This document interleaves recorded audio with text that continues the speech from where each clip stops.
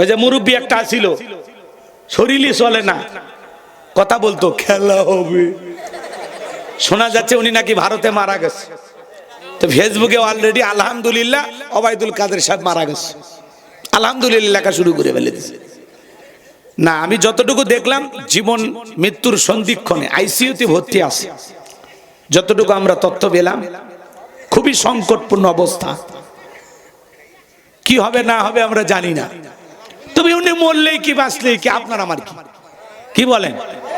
ওনার কি জানাজা বাংলাদেশে হবে? আসবে বাংলাদেশে? আসবে না, ওই ভারতে পালিয়ে আছে, দাদারাই জানাজা করে কবরে রাখবে নাকি কন?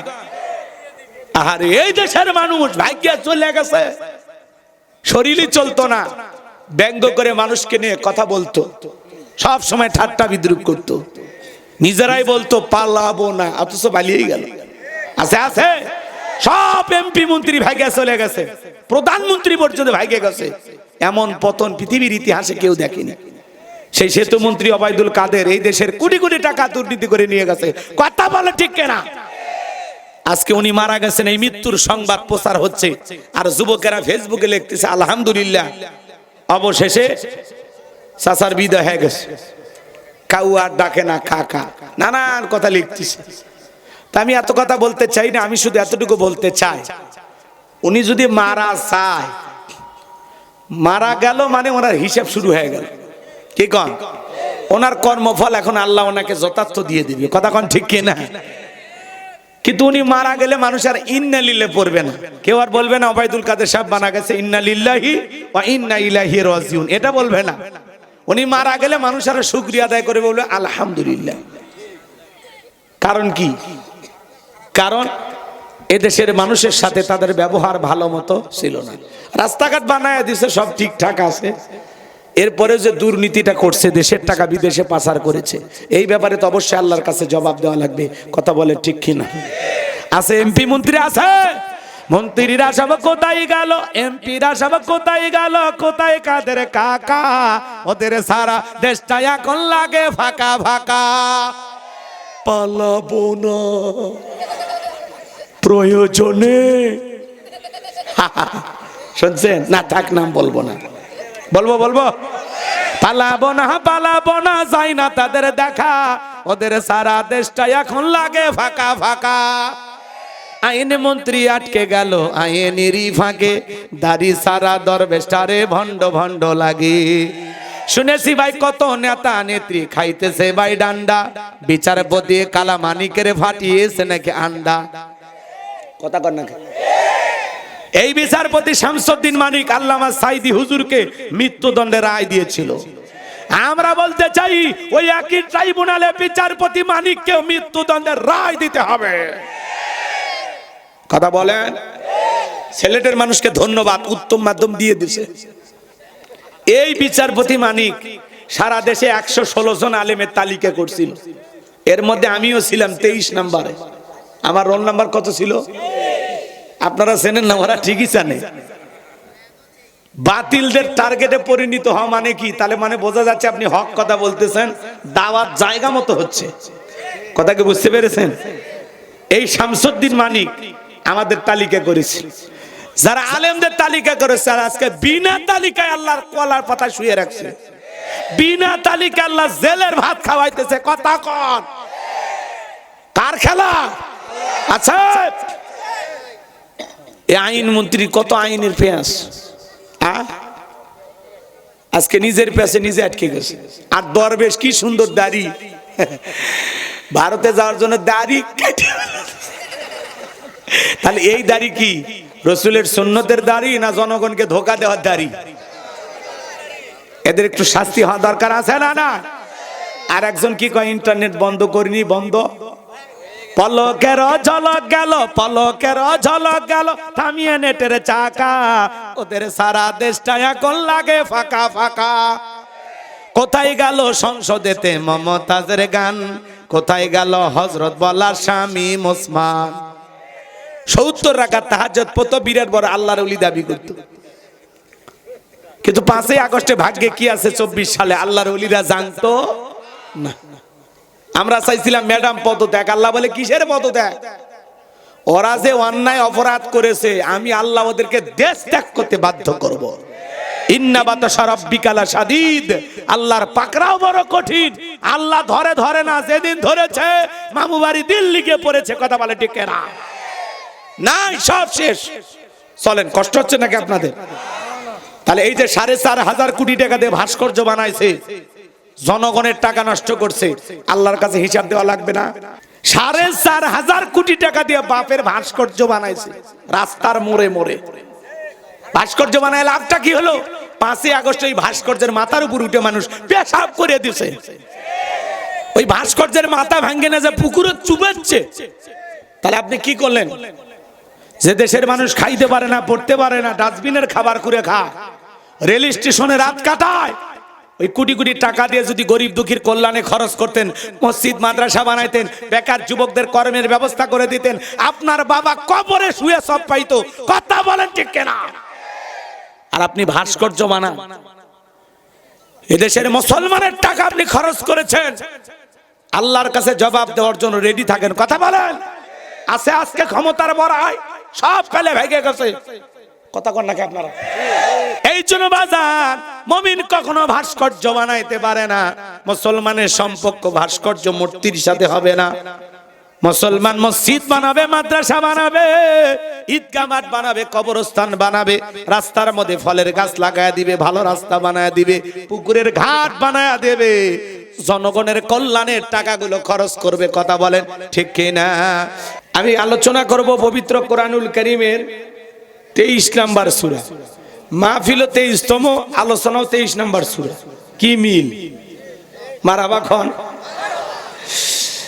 মোট আয়াত আছে 118, রুকু আছে 6টি। বিশ্ব নবীর মক্কার জিন্দেগিতে আল্লাহ রাব্বুল আলামিন এই সূরাটি নাজিল করেছেন। আজকে আমি কথা বলবো সূরা আল মুমিনুন থেকে। বলেন কি নাম? সূরা আল মুমিনুন। আল্লাহ পাক তার বিশ্বাসী বান্দাদের জন্য সূরা আল মুমিনুন নাজিল করেছেন। যারা ওয়াদা দিয়েছেন ওয়াদাটা ঠিক রাখবেন। এই 1.5 ঘন্টা পেশাব লাগলে উঠবেন না, একটু ধৈর্য নিয়ে বসেন। কোনো অজুহাতে ওঠা যাবে না, কারণ ওয়াদা ভঙ্গ করা কিসের লক্ষণ? মুনাফিকের লক্ষণ। আমার বিশ্বাস আমার গাইবান্ধার গোবিন্দাগঞ্জে মুনাফিকের জায়গা নাই। গাইবান্ধার মাটি আলেম ওলামাদের ঘাঁটি, গাইবান্ধার মাটি ইসলামী আন্দোলনের ঘাঁটি। কথা বলে ঠিক কিনা? আমার বিশ্বাস আপনারা মুমিন। সম্মানিত ভাইরা আমার, আল্লাহ পাক তার আদরের মুমিন বান্দাদের জন্য সূরা আল মুমিনুন নাজিল করেছেন। কত নাম্বার সূরা? 23। সূরা নাম্বার 23 বাতিলের হবে 26 ইনশাআল্লাহ। বলেন। মোট আয়াত 118, রুকু আছে 6টি। বিশ্বনবীর মক্কার জিন্দেগিতে আল্লাহ তাআলা এই সূরাটি নাজিল করেছেন। 18 নাম্বার পারার প্রথম সূরা। মনে থাকবে তো ইনশাআল্লাহ? কথা কয় না, মনে থাকবে? চলেন। লিখেছেন তাফসিরুল কোরআন মাহফিল। আলোচনা তাফসির ভিত্তিক হওয়ার দরকার আছে না নাই? কথা কয় না, বোঝেন? একটু কথা বলা লাগবে। আপনারা কি তাফসির শোনার জন্য আসছেন? সত্যি এই কোরআনের তাফসির শোনার জন্য কারা কারা আসছেন? ডান হাত তুলে সাক্ষী দেন তো। সবাই আসছেন? বলেন লিল্লাহে তাকবীর। এই কোরআন থেকে তাফসির শোনার জন্য আসছেন? ঠিক আছে, তাহলে বসেন। আমি আমার জায়গা থেকে সর্বোচ্চ চেষ্টা করব তাফসির করার। আল্লাহ যেন তার এই গোলামকে কিছু কথা বলার তৌফিক দান করেন। আমার কোনো জ্ঞান নাই, জ্ঞান দেওয়ার মালিক কে? ক্বালু সুবহানাকা লা ইলমা লানা ইল্লা মা আল্লামতানা ইন্নাকা আনতাল আলিমুল হাকিম। বলুন সুবহানাল্লাহ। জ্ঞান দেওয়ার মালিক আল্লাহ। আল্লাহর কাছে দয়া করুণা ভিক্ষা চেয়ে আলোচনা শুরু করছি। আল্লাহ পাক তার বিশ্বাসী বান্দাদের জন্য সূরা আল মুমিনুন নাজিল করেছেন। যারা অবিশ্বাসী কাফের এদের জন্য আল্লাহ রাব্বুল আলামিন একটি সূরা নাজিল করেছেন। সূরাটির নাম হলো কাফিরুন। কি নাম? কুল ইয়া আইয়ুহাল কাফিরুন। কাফেরদের জন্য আল্লাহ রাব্বুল আলামিন সূরা কাফিরুন নাজিল করেছেন।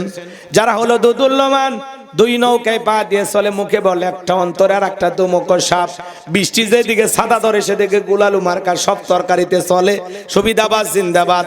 ওদের নাম কি? মুনাফিক। এই মুনাফিকদের জন্য আল্লাহ রাব্বুল আলামিন একটি সূরা নাজিল করেছেন। সূরাটির নাম হলো মুনাফিকুন। মুনাফিক চেনা বড় দায়। এই মুনাফিকদের স্বভাব হলো ইসলাম নামের গাছের গোড়া কেটে মাথায় পানি ঢালে। কথা বলেন। চুপ করে থাক ধোঁকাবাজ, চোখে তোদের নাহি লাজ। চুপ করে থাক ধোঁকাবাজ, চোখে তোদের নাহি লাজ। গোড়া কেটে মাথায় ডালো পানি, তোদের চিনি আর কতকাল করবি রে শয়তানি। মুনাফিকেরা সুযোগ পাইলে ইসলামকে জবাই করে, কথা বলে। মনে রাখবেন, হিন্দুদের ভিতর থেকে মুনাফিকের জন্ম হয় না, খ্রিস্টানদের ভিতর থেকে মুনাফিকের জন্ম হয় না, বৌদ্ধদের ভিতর থেকে মুনাফিকের জন্ম হয় না। মুনাফিকের জন্ম হয় মুসলমানের ভিতর থেকে। ওপরে মুসলমানের কভার পরা থাকে, ভিতরে মুনাফিকে দিয়ে ভরা। সবচেয়ে বেশি ইসলামকে ক্ষতিগ্রস্ত করে এই নামধারী মুনাফিক মার্কা মুসলমানেরা। দাড়ি টুপি থাকার পরে লোকটা মুনাফিক হতে পারে, হজ করার পরে আলহাজ মুনাফিক হতে পারে। নবীর পিছনে নামাজ পড়ে লোকটা যদি মুনাফিক হয়, আপনার আমার পিছনে নামাজ পড়ে তার সাথে বড়টা হবে, কথা বলে ঠিক কি না? এই জন্য মুনাফিক আছে না নাই? সকালবেলা কোরআনের মাহফিলের অনুমতি দিয়ে সন্ধ্যাবেলায় পুলিশ পাঠায় বন্ধ করতো, কথা কর। মুনাফিকেরা নিজের রাস্তা ক্লিয়ার করার জন্য নিজের হাতে রাতের আধারে মার্ডার করে, হত্যা করে, আর সকালবেলা ওই লাশের উপরে ফুলের মালা দিয়ে শোক প্রকাশ করে বলে বড় ভালো লোক ছিল। তো ভালো লোক ছিল তো মানলি কেন? শয়তান, কথা বলেন। মুনাফিকেরা ওয়াকাম বদকাম যা করবে সব দোষ অন্যের ঘাড়ে চাপায় দিবে। ওরা নিজেরা কখনো দোষ নিতে চায়, এটাই মুনাফিকের স্বভাব। সম্মানিত ভাইয়েরা আমার, আমি আজকে মুনাফিকদেরকে নিয়ে আলোচনা করব না, আমি আজকে আলোচনা করব আল্লাহর মুমিন বান্দাদেরকে নিয়ে। আমার আল্লাহ রাব্বুল আলামিন কি জানিয়ে দিয়েছেন, জবান ছেড়ে সবাই একটু মহাব্বতে দরদ ভরা কণ্ঠে আমার সঙ্গে তেলাওয়াত করুন। আউযু বিল্লাহি মিনাশ শাইতানির রাজিম। বিসমিল্লাহির রাহমানির রহিম। বিতাড়িত মোরদাদ শয়তানের কাছ থেকে আল্লাহ পাকের কাছে আশ্রয় প্রার্থনা চাচ্ছি। পরম করুণাময় সীম দয়ালু আল্লাহ তাআলার নামে শুরু করছি। আমরা যে কোনো কাজ শুরু করব কার নামে? জোরে বলেন, শোনো ভাই। তাহলে সূরার নাম সূরা আল মুমিনুন। গভীর মনোযোগ। যে কোনো আয়াত বা সূরার তাফসীর করতে হলে কোন প্রেক্ষাপটে কোন সময় আল্লাহ তাআলা সেই সূরাটি বা আয়াতটি নাজিল করেছেন, সেই নাজিলের প্রেক্ষাপট জানার দরকার আছে না নাই? আরবিতে বলা হয় শানে নজুল। যদি শানে নজুল আলোচনা করা হয় তাহলে তাফসীর বুঝতে সহজ হয়। তাহলে সূরা আল মুমিনুন নবীজির উপরে আল্লাহ তাআলা কোন প্রেক্ষাপটে কোন সময় নাজিল করেছেন, একটু নাজিলের সময়কালটাকে আমি বলবো, কষ্ট পাবেন না? একটু তাকবীর দেন, লিল্লাহি তাকবীর। একটা আওয়াজ দিয়ে সহযোগিতা করবেন, আমি করবো আওয়াজ, আপনারা দেবেন আওয়াজ, জবাব দিবেন ঠিক ঠিক, আলোচনা হবে কমপ্লিট।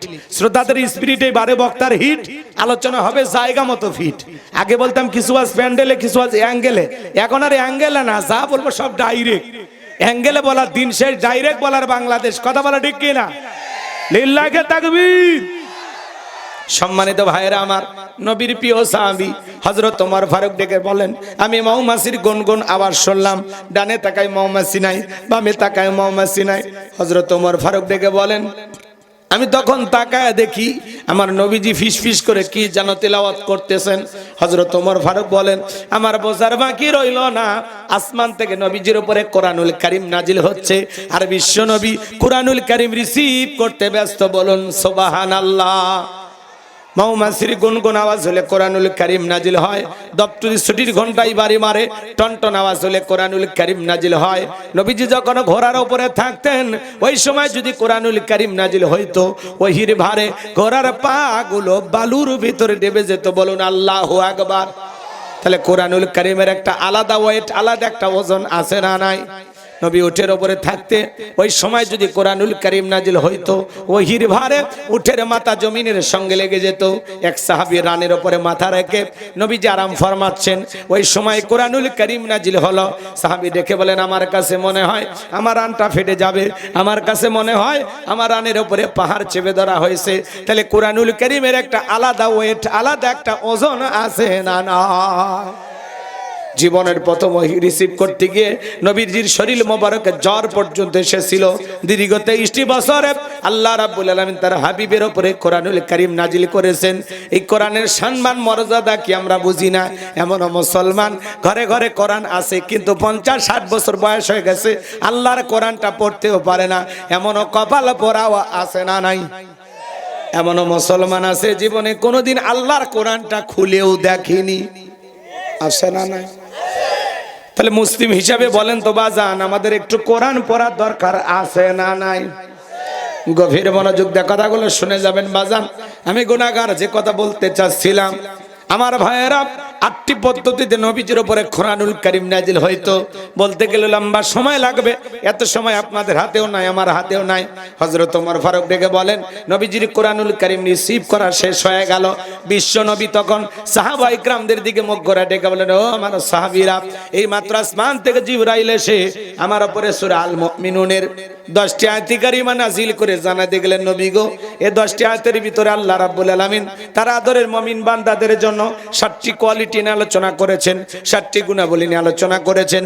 কোন মুমিন যদি এই 7টি গুণে গুণান্বিত হতে পারে, 7টি গুণ দিয়ে তার জীবনটাকে সাজাইতে পারেন, আমার আল্লাহ বলেন, উলাইকা হুমুল ওয়ারিসুন আল্লাযীনা ইয়ারিসুনাল ফিরদাউস হুম ফিহা খালিদুন। আমার আল্লাহ বলেন, তারাই হবেন উত্তরাধিকারী জান্নাতুল ফিরদাউসের, সেখানে তারা চিরকাল বসবাস করবেন। আমার আল্লাহ কোনোদিন তাদেরকে জান্নাত থেকে বের করে দেবেন না।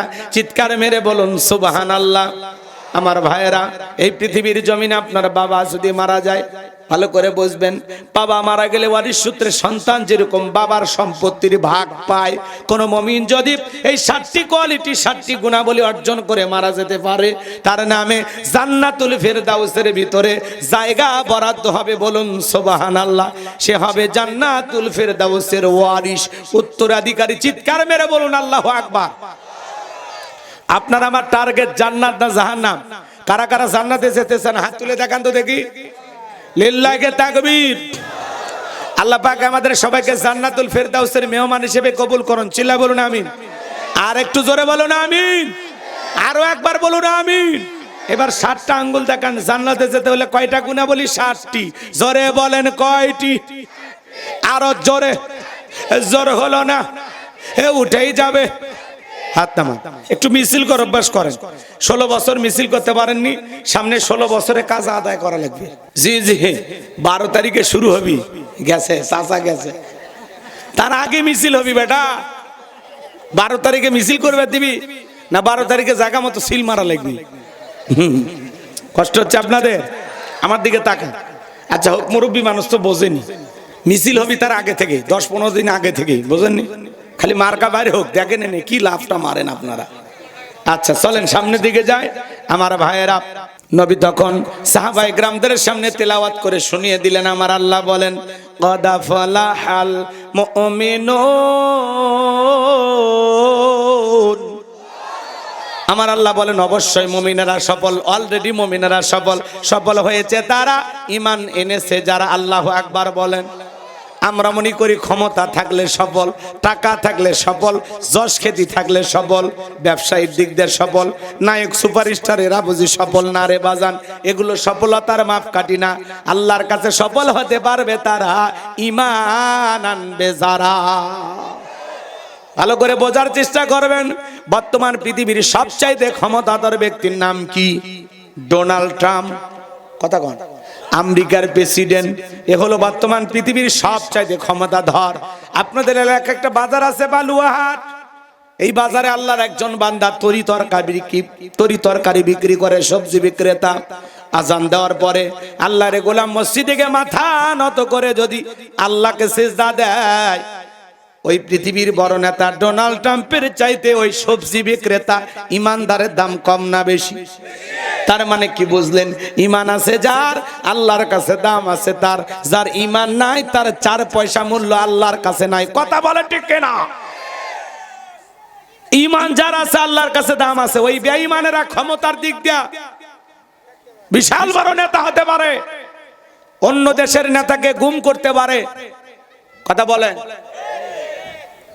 অন্য দেশের উপরে বোমা নিক্ষেপ করতে পারে, নানান পাওয়ার ওই জালেম বেঈমানদের থাকতে পারে, কিন্তু মরার পরে সবগুলো বেঈমানকে পিটাইয়া জাহান্নামে দেবেন তিরিকে। জোরে বলেন কে? কত ক্ষমতাধরকে আল্লাহ তাআলা নাকানি চুবানি খাওয়াইলো, কত ক্ষমতাধরকে আল্লাহ জুতার বাড়ি খাওয়াইলো, কত ক্ষমতাধরকে আল্লাহ তাআলা থাপ্পড় মারে বিদায় করলো, কথা বলে ঠিক না? মনে রাখবেন, ওই বেঈমানেরা ওরা দুনিয়াতে সফল হতে পারে, মরার পরে সবগুলোকে জাহান্নামে পাঠাবেন কে? আর ঈমানদাররা দুনিয়াতেও সফল, আখিরাতেও সফল। সুবহানাল্লাহ। কোন আপনার টাকা না থাক, ক্ষমতা না থাক, আপনার ভিতরে ঈমান আছে, আল্লাহর কাছে দাম আছে। এই ঈমান নামের মহা দৌলত আল্লাহ তাআলা যাকে দান করেছেন, এই পৃথিবীর সেরা ধনী, কথা কয় না? তাহলে আপনার ভিতরে ঈমান আছে, কার কাছে দাম আছে? আল্লাহর কাছে। যদি এই জীবনে দামি হতে পারি, বাজান আর কিছু চাওয়ার আছে? আপনার চেহারা কালো হোক, ফর্সা হোক, লম্বা হন, খাটো হন, ধনী হন, গরিব হন, ভিক্ষুক হন, মিসকিন হন, তাতে কোনো সমস্যা নাই। আপনার ভিতরে ঈমান আছে, আল্লাহর কাছে আপনার দাম আছে। সুবহানাল্লাহ। এই জন্য বাজান, আল্লাহ চেহারা দেখে না, টাকা দেখে না, সম্পদ দেখে না, ক্ষমতা দেখে না, আল্লাহ দেখবে ঈমান। আপনি এই কি বাবা যেই গল্প কমা, বাপ রে বাপ, কত 12 বছর পর দেখাইছে নাকি? আপনারা যদি গল্প করেন আমার ওয়াজে ডিস্টার্ব হয়, শোনা পারলে আলোচনা শোনো, না হলে দুই বন্ধু যা চা খাও, যাও। একটু গল্প করা যাবে না? আমি আজকে গল্প করব, ঠিক আছে? আমি গেলে তোমরা গল্প করবা, মনোযোগ দেওয়া। যদি না শোনো তো কি শুনবা? আমার দিকে তাকান, কষ্ট হচ্ছে আপনাদের? তাহলে আমি যে কথা বলতে চাচ্ছিলাম শোনেন, কথাই তো ভুলে গেছি, রাগ করছেন? কথা কয় না। কি বলছিলাম বলেন তো? এই তো ভুলে গেছে, খালি ডোনাল্ড ট্রাম্প মনে আছে না, আমি ওইটা বলি না। আমি বলতে চাচ্ছিলাম আল্লাহর কাছে সফল হতে পারবে তারা, ঈমান আনবে যারা। কথা কি বুঝাইতে পারলাম? তাহলে আল্লাহর কাছে সফল হতে হলে আপনার ঈমান লাগবে। আপনি জান্নাতে যেতে চান, এমনি জান্নাতে যেতে চাইবেন না, যাইতে চাইলেও আপনি যাইতে পারবেন না। জান্নাতে যেতে হলে ঈমান নামের পাসপোর্ট লাগবে। কি লাগবে বলেন? কেউ যদি জান্নাতে যেতে চায় তার কি লাগবে বলেন? ঈমান।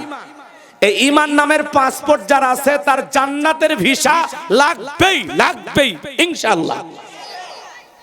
আপনার ভিতরে ঈমান থাকলে আপনি জান্নাতে যেতে পারবেন। যদি ঈমান না থাকে আপনি জান্নাতে যেতে পারবেন না। আর আল্লাহ আমাদেরকে ভালোবাসে কত জানেন? আল্লাহ ভালোবাসা মুসলমানের ঘরে জন্ম দিয়া জান্নাতের রাস্তা একটু আগায়া দিছে। সুবহানাল্লাহ বলেন। এরপরে আল্লাহ তাআলা ভালোবেসে পৃথিবীর শ্রেষ্ঠ ধর্ম ইসলাম ধর্মের মানুষ বানায়া জান্নাতের রাস্তা আরেকটু আগায়া দিয়েছে। আল্লাহু আকবার কোন? ঠিক ঠিক হয়ে যাবে। এরপরে আল্লাহ তাআলা পৃথিবীর শ্রেষ্ঠ পয়গম্বর মুহাম্মদ রাসূলুল্লাহ সাল্লাল্লাহু আলাইহি সাল্লামের উম্মত বানায়া জান্নাতের রাস্তা আরেকটু আগায়া দিয়েছে।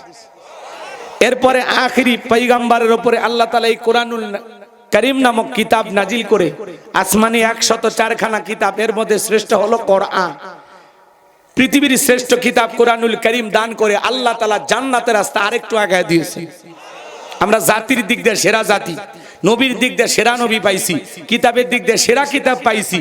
আজকের আলোচনা শুনে, গোলাম রব্বানির এই কথাগুলো শুনে যদি আমল করতে পারেন জান্নাতটা পাবেন সেরা ইনশাআল্লাহ। ঢাকা গুলশানে বাড়ি দরকার নাই, উত্তরায় বাড়ি দরকার নাই। আজকের আলোচনা শুনে যদি আমল করতে পারেন জান্নাতুল ফেরদাউসে আপনার নামে জায়গা বরাদ্দ হয়ে যাবে। চিৎকার মেরে বলুন সুবহানাল্লাহ। এজন্য মনোযোগ দিয়ে কথাগুলো শোনা লাগবে। কথা আমার না, কথা হলো আমার মালিকের। আমি শুধু বাঁশিতে একটু হালকা সুর তুলতেছি, এতটুকুই।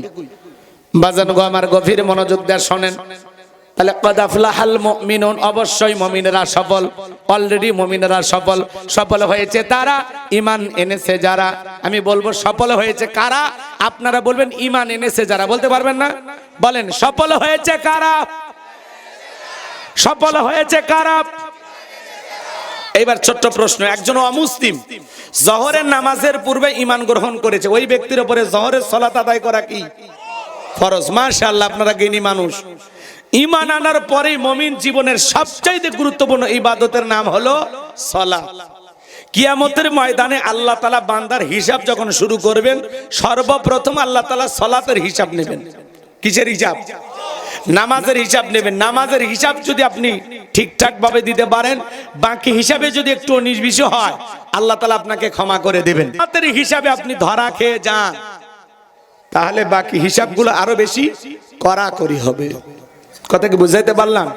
এইজন্য আমাদের সালাতটা জীবনে ঠিকঠাক থাকার দরকার আছে না? দেখেন আল্লাহ তাআলা যখন মুমিন বান্দার 7টি কোয়ালিটি নিয়ে 7টি গুণাবলী নিয়ে আলোচনা শুরু করলেন, 1 নাম্বার আল্লাহ সালাত দিয়ে শুরু করলেন। আল্লাহু আকবার বলেন। এই যুবক যারা আছো, নিরাশ হয়ে না। তোমরা যুবক, আমিও যুবক, তোমাদের মনের দুঃখটা কি আমি বুঝি। তোমাদের জন্য 4 নাম্বার গুণাবলীতে যুবক আর যুবতীর ওয়াজ আছে। মা বোনদেরও একটু ওয়াজ হওয়ার দরকার আছে না নাই? বিশেষ করে যে সমস্ত মা বোনেরা আঁকা বাঁকা পথে চলে, টাইমই দিবের চাই না স্বামী, আজকে ওয়াজের মাধ্যমে সে সমস্ত মা বোনদেরকে সোজা রাস্তা দেখানো হবে ইনশাআল্লাহ। কোন কষ্ট হচ্ছে আপনাদের? একটু তাকবীর দেন, লিল্লাহি তাকবীর। তাহলে শুরু হয়ে গেল মুমিন বান্দার 1 নাম্বার গুণাবলী, আল্লাযীনা হুম ফি সালাতিহিম খাশিউন।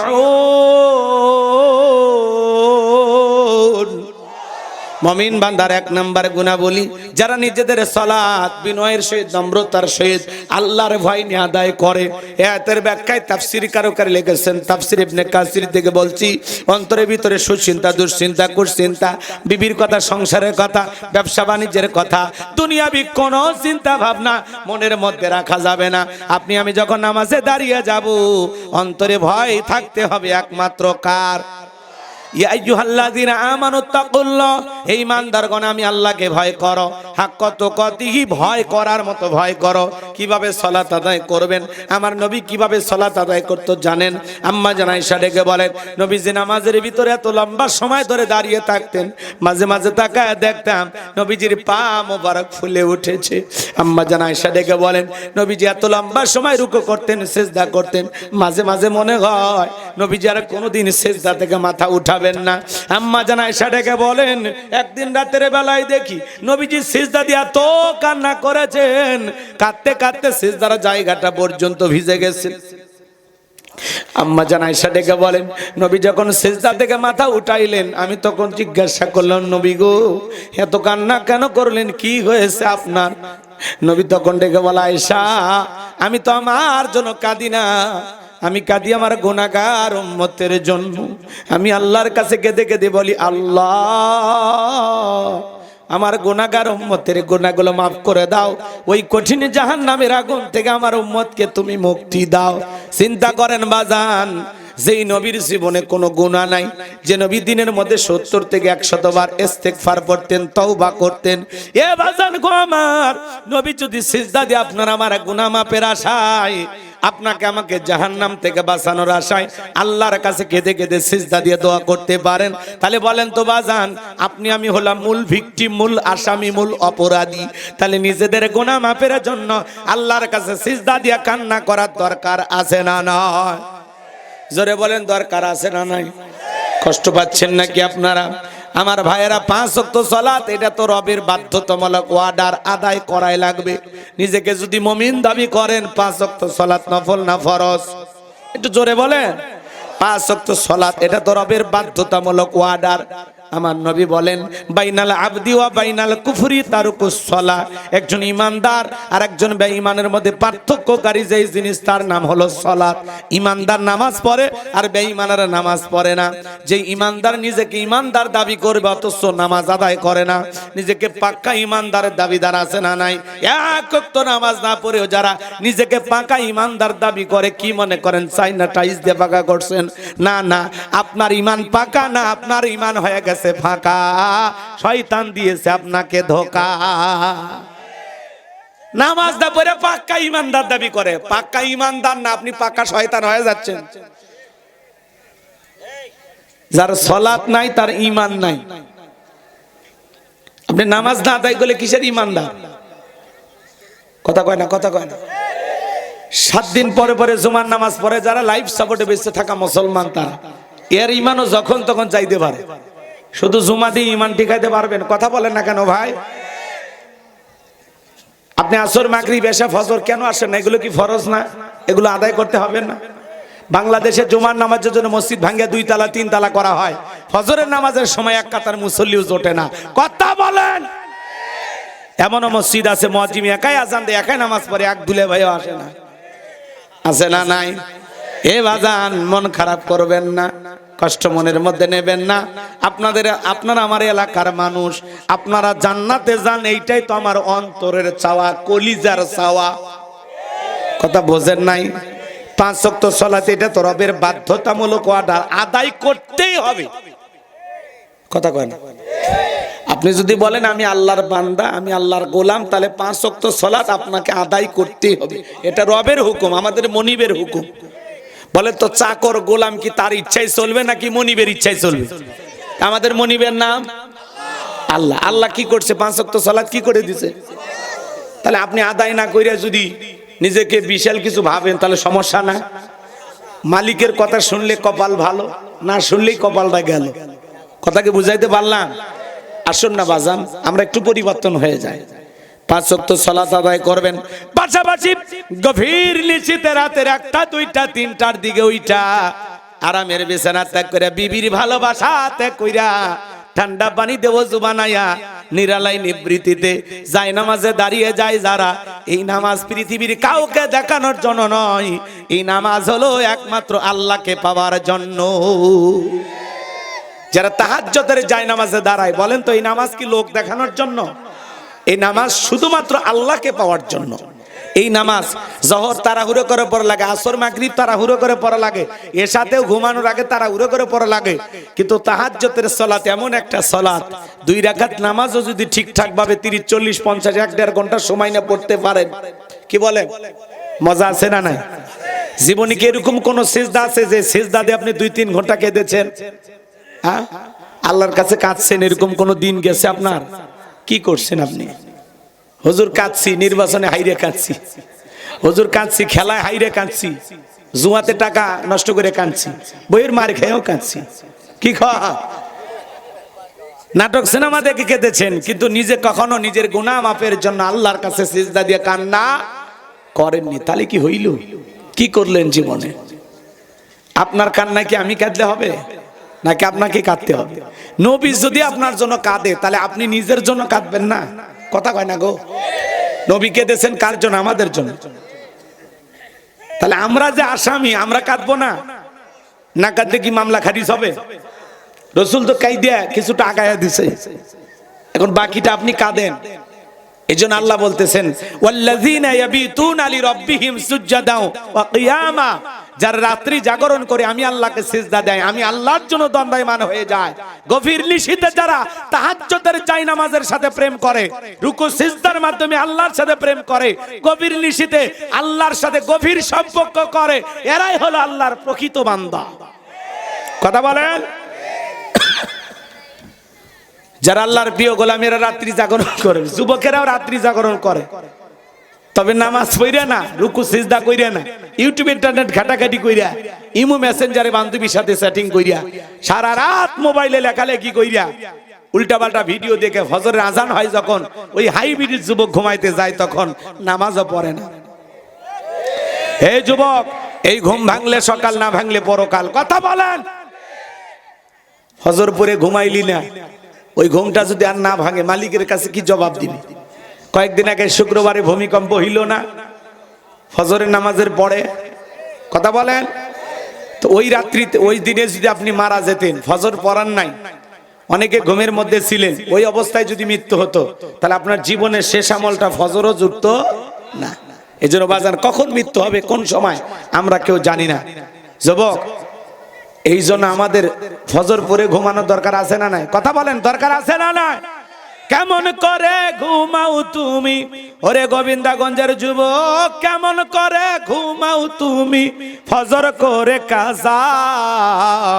এমন তো হতে পারে ও তোমার জহরে জানাজা, এমন তো হতে পারে ও তোমার জহরে জানাজা। কথা বলেন ঠিক কিনা? যুবকরা কিভাবে নামাজ আদায় করবা, তাহাজ্জুদ পড়বা? এই যুবকেরা গভীর মনোযোগ দিয়ে কথাগুলো শুনে যান। নবীর সাহাবীরা মরুভূমিতে নামাজে দাঁড়িয়ে গেছেন, ওই মরুভূমির পাখিগুলো খেজুর গাছ মনে করে সাহাবায়ে কেরামদের কাঁধের উপরে, মাথার উপরে বসে থাকতো। নবীর সাহাবীরা সালাতে এত মনোযোগ, কাঁধে পাখি পয়রা থাকে, তারপরে টের পাইতো না। কোন সুবহানাল্লাহ। আর আপনি আমি মশা যদি পরে এই হাতে এই জায়গা নিয়ে যা, আগে মশা মারে তারপরে সূরা ধরে। কথা কন না কেন? এ ভাই এই যে আপনারা দুই একজন যে ওঠা বসা করেন কি 12:30 বাজছে দেখছেন, ভাগিচ্ছে হুজুর। আরে বাদাম বেচুক, সমস্যা নাই, কিন্তু এতে দুই একজন উঠে উঠে যাচ্ছেন, ঠিক না? এটা ঠিক না। 1-1.5 ঘন্টা যদি মাহফিলে থাকতে না পারেন তাহলে মেহমান দাওয়াত দিয়ে অপমান করার দরকার আছে? আর আপনি ওয়াজি শুনবেন না, মিছে বসছেন কে? কথা বল না কে? খারাপ কিছু বলতেছি ভাই নাকি গান গামো 2-3টে? দেখছেন কয় গান, রাগ করতেছেন আপনারা ভাই? ভাল লাগতেছে না? কোরআনের তাফসীর মজা লাগে না? ঘটনা কাহিনী কইলে ভালো হয় নাকি? একটু অপেক্ষা করুন, শোনেন শোনেন। আমি বিস্তারিত বলার ইচ্ছা ছিল, আমি মনে করেছিলাম এর গভীরে ঢুকবো, কিন্তু গভীরে যাবে না। আপনাদের মনের অবস্থা ভালো না, আমার দিকে তাকান।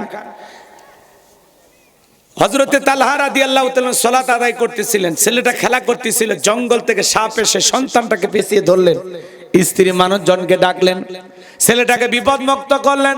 হযরতে তালহা নামাজ শেষে জিজ্ঞাসা করে, বিবি রে, বাড়িতে তো মানুষজন ব্যাপারটা বুঝতে পারলাম না। ডেকে বলে, স্বামী আপনি যখন নামাজে দাঁড়িয়ে গেছেন, জঙ্গল থেকে সাপ এসে সন্তানটাকে পেঁচিয়ে ধরেছিল, আমি মানুষজনকে ডাকলাম, ছেলেটাকে বিপদমুক্ত করলাম, এত ঘটনা আপনার চোখের সামনে ঘটে গেল, আপনি কি কিছুই বলতে পারেন না? হযরতে তালহা ডেকে বলে, বিবি রে, নামাজের মধ্যে মন যদি এদিক সেদিক চলে যায় তাহলে নামাজ তো আর নামাজ থাকে না। আল্লাহু আকবার, আরেকটু জোরে কোন আল্লাহু আকবার। আমার ভাইয়েরা, আর আপনি আমি নামাজ পড়ি ছোট জামালপুর, মন সরে যায় বড় জামালপুর। কথা কন, কথা কন। নামাজ পড়ে গোবিন্দাগঞ্জ, মন চলে যায় গোপালগঞ্জ। নামাজ পড়ে বগুড়া, মন চলে যায় মাগুরা। আছে না নাই? মাঝে মাঝে দুনিয়াবি এত কথা নামাজের মধ্যেই মনে হয়, নামাজ 2 রাকাত না 3 রাকাত মনে থাকে না। মাঝে মাঝে নামাজের ভিতরে দাঁড়ায় দুনিয়াবি এত চিন্তা, নামাজের মধ্যেই মনে হয় 2টা হলো না 1টা মনে থাকে না। আছে না না? নামাজের ভিতরে দাঁড়ায় মন খালি ছটফট করে, দুনিয়াবি নানান চিন্তা ভাবনা নামাজের মধ্যেই মনে হয়। কথা বলে ঠিক কিনা? আমাদের পাগল মন খালি ছটফট করে, দুনিয়াবি নানান কথা নামাজের মধ্যে আমাদের মনে হয়। কথা ঠিক? কথা কোন? কথা ঠিক? আমার ভাইয়েরা, গভীর মনোযোগ দিয়ে কথাগুলো শুনে যান বাজান। আমি গুনাহগার যে কথা বলতে চাচ্ছিলাম, এক চাচামি এত তাড়াহুড়ো করে ওযু করছে, এক ঠ্যাং না দিয়ে মসজিদে ঢুকছে, টাইসালা মসজিদ পিছলা খা, চাচা একদিক লঙ্গি একদিক, তাও বলে আল্লাহু আকবার। আছে না নাই? আছে না নাই? আরে বাবা, মানুষজন বলতেছে চাচা আগে লুঙ্গি ঠিক করেন, কয় না আগে জামাত ধরি। এক চাচামি এত তাড়াহুড়ো করে নামাজে দাঁড়ায় গেছে, এ বাজান এদিক ওদিক খালি তাকায় আর তাকায়। কিছু মুসল্লি এরকম আছে না নাই? অথচ আল্লাহ কি সুন্দর করে জানিয়ে দিলেন, আল্লাযীনা হুম ফি সালাতিহিম খাশিউন। আমার আল্লাহ বলেন, যারা নিজেদের সালাত বিনয়ের সহিত, নম্রতার সহিত, খুশু খুজু ভাব নিয়া, আল্লাহর ভয় নিয়ে আদায় করে। একটা ফাঁসির আসামিকে যদি বলা হয় রাত 10টা বাজে 12টায় তোমার ফাঁসি, ওই লোকটা যেরকম জীবনের শেষ মনে কইরা 2 রাকাত নামাজ আদায় করবে, প্রত্যেকটা ওয়াক্তে নামাজ আদায় করবেন, আর মনে করবেন এই জোহরের সালাত আমার জীবনের শেষ সালাত, আমি আসর পর্যন্ত দুনিয়াতে নাও বাঁচতে পারি। জীবনের শেষ মনে করে প্রত্যেকটা ওয়াক্তে নামাজ আদায় করতে হবে। আমার ভাইরা শোনেন, শোনেন, কষ্ট হচ্ছে নাকি আপনাদের? বিরক্ত হইতেছেন আমার কথা? গভীর মনোযোগ। আল্লাহ তাআলা বলতেছেন বিনয়ের সহিত, নম্রতার সহিত নামাজের ভিতরে দাঁড়াইতে হবে। আচ্ছা বলেন তো, একটা রাষ্ট্রপতি প্রধানমন্ত্রী তার সামনে যদি যান, আপনারা কি করবেন? কি করবেন? দাড়ি চুলকাবেন? লাফালাফি করবেন? কি করবেন? মাশাআল্লাহ, ভদ্রভাবে দাঁড়াইতে হবে, যাতে রাষ্ট্রপতি প্রধানমন্ত্রীর সাথে বেয়াদবি না হয়। একটা রাষ্ট্রপতি প্রধানমন্ত্রীর সাথে যতটা নম্র ভদ্র হয়ে দাঁড়াবেন, তার চাইতে কোটি কোটি গুণ বেশি নম্র ভদ্র বিনয়ী হয়ে সালাত আদায় করার সময়, নামাজে যখন দাঁড়াবেন, ওই সময় দাঁড়াইতে হবে আল্লাহর সামনে। কথা বলে ঠিক কিনা? আপনি নামাজে দাঁড়ায় দাড়ি চুলকান, নামাজে দাঁড়ায় টুপি ঠিক করেন, আপনি নামাজে দাঁড়ায় লঙ্গি ঠিক করেন, চাচা আপনার এত লঙ্গি খুলে যায় কা, আপনি রশি লাগাবেন। কথা কন। নামাজের মধ্যে দাঁড়িয়ে এদিক ওদিক থেকে মসজিদের ফ্যান কটা কোন আসে। মাঝে মাঝে এমনও ডিজিটাল নামাজি আছে, নামাজ পড়তে পড়তে ফোন রিসিভ করে বলে হ্যালো 2 রাকাত চলতেছে। এরকম নামাজি আছে না? না, নামাজ পড়ে না, তামাশা করে। জহরের 4 রাকাত সুন্নত, ইমাম আর মুসল্লি একসাথে নিয়ত বেঁধেছে, ইমামের 2 রাকাত হওয়ার আগে মুসল্লি 4 রাকাত শেষ। হুজুর জিজ্ঞাসা করছে, সামিয়া আমার 2 রাকাত হয় না আর আপনার 4 রাকাত? বলে হুজুর আপনাদের চর্চা কম। হুজুরের বলে চর্চা কম, মুরব্বী চর্চা বেশি। এরকম আছে না? না। এই তো সামনে রমজান মাস, এটা রজব না, এরপরে শাবান, এরপরে রমাদান। কথা কন। এই যে পবিত্র রমাদান মোবারকে দেখবেন প্রত্যেকটা মসজিদে মানে তারাবির প্রতিযোগিতা শুরু হয়। কয় তারাবি মানে তাড়াতাড়ি, মার একটা বাড়ি। তারাবি মানে তাড়াতাড়ি না ধীরস্থির ভাবে? কথা বলেন না কেন? 20 রাকাত নামাজ 20 মিনিটে শেষ, বিদ্যুতের গতি ফেল।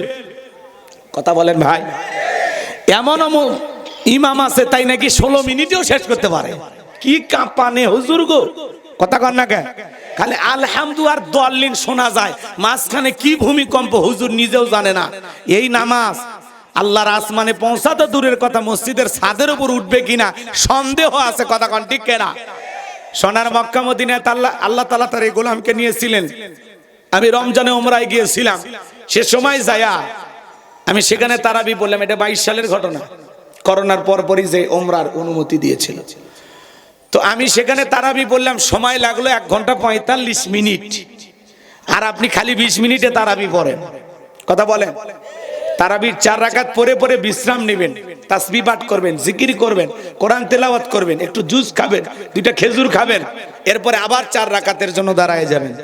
আর আমরা চুক্তি নিছি, কন্ট্রাক্ট নিছি, শেষ করিয়া দম।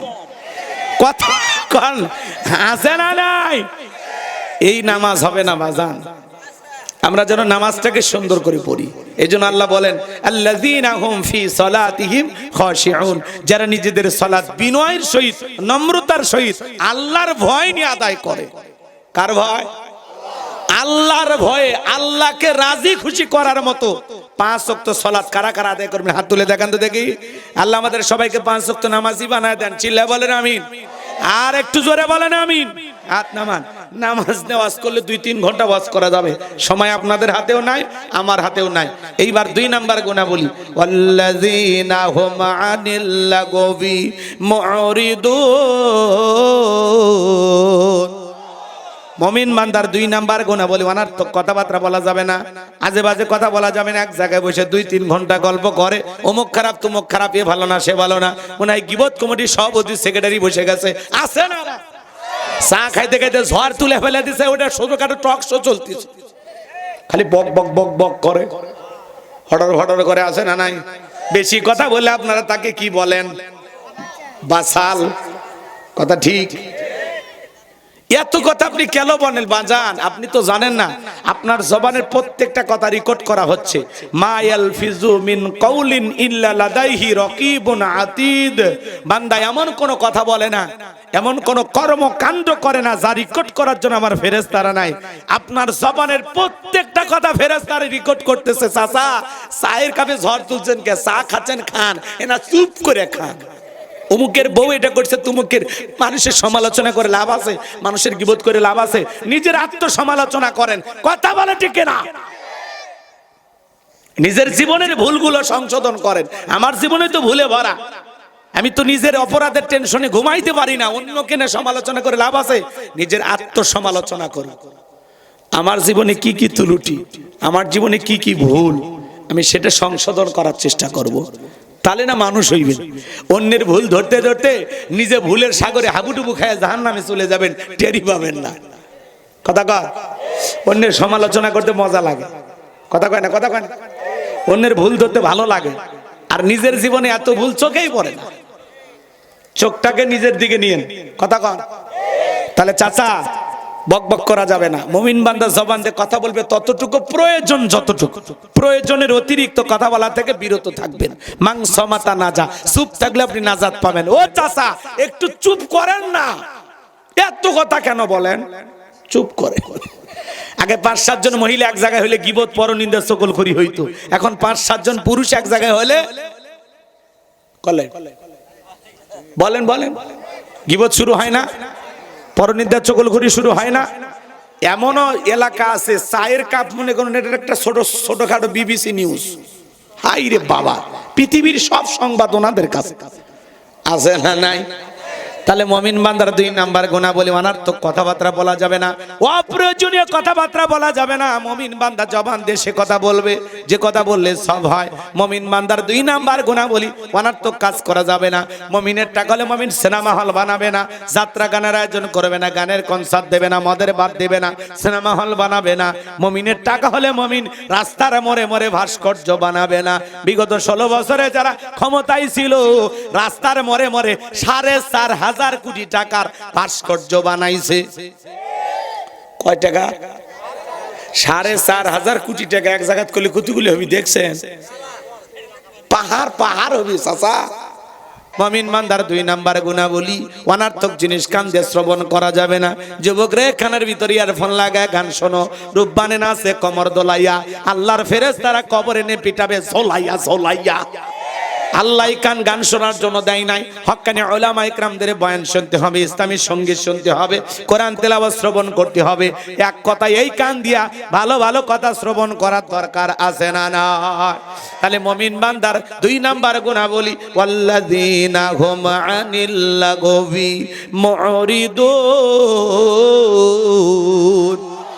মুমিন বান্দা অনার্থক কথা বলবে না। মুমিন বান্দা জবান দিয়ে সে কথা বলবে যে কথা বলে সব হয়। মুমিন বান্দা অনার্থক কাজ করবে না, সমাজে সেই কাজ চালু করবে যেই কাজ চালু করলে সব হয়। মুমিন বান্দা অনার্থক কোনো কিছু কান দিয়ে শ্রবণ করবে না। মুমিন বান্দা কান দিয়ে সেইটা শ্রবণ করবে যেইটা শুনলে সব হয়। এক কথায় সওয়াব আছে যেখানে, বলেন সওয়াব আছে যেখানে, আর গুনাহ আছে যেখানে। সকল গুনাহ থেকে আল্লাহ আমাদের বেঁচে থাকার তৌফিক দান করুন। একটু জোরে বলেন আমিন। সহজ কথা, মন্দ কথা বলবো না, মন্দ কাজ করব না, মন্দটা শুনবো না। ভালো কথা বলবো, ভালো কাজ করব, ভালোটা শুনবো। কথা ক্লিয়ার? এইবার মুমিন বান্দার 3 নাম্বার, যুবক রেডি হও, স্যার এসে গেছে।